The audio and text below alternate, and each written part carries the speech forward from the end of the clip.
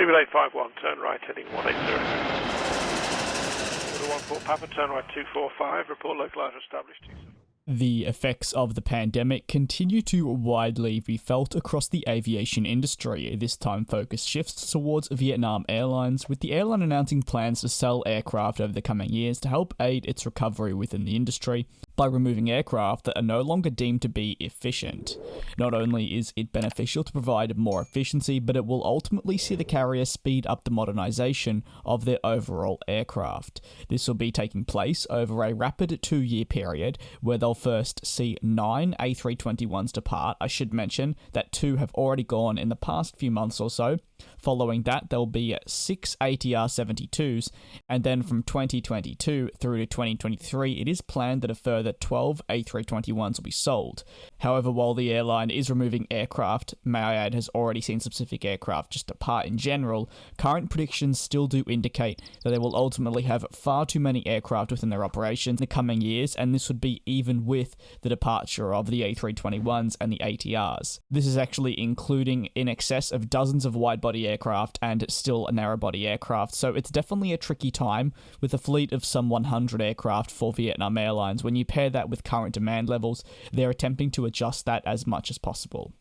For Vietnam Airlines, the past couple of years have been trying, and that's really only continued through to in recent months, where the operator has posted record quarterly losses, something that generally is aimed to be avoided, but in today's current climate can be tough to navigate. Travel restrictions and more have hampered the Vietnamese carrier and slashed its goals at recovery, with now focus sitting on cost-saving measures. Since the announcement that Vietnam Airlines would sell aircraft, they've also reached an agreement with the Air Lease Corporation, one of the biggest air leasing companies in the entire world, and this is over support regarding restructuring agreements to cover a total of 18 aircraft that will comprise of the likes of the 787 and more. The new contracts will tie directly in with the recovery in Southeast Asia, and therefore specifically Vietnam, the home for the airline. So it is the perfect match. It allows Vietnam to have a contract that they're actually able to stick to, and for both parties to benefit.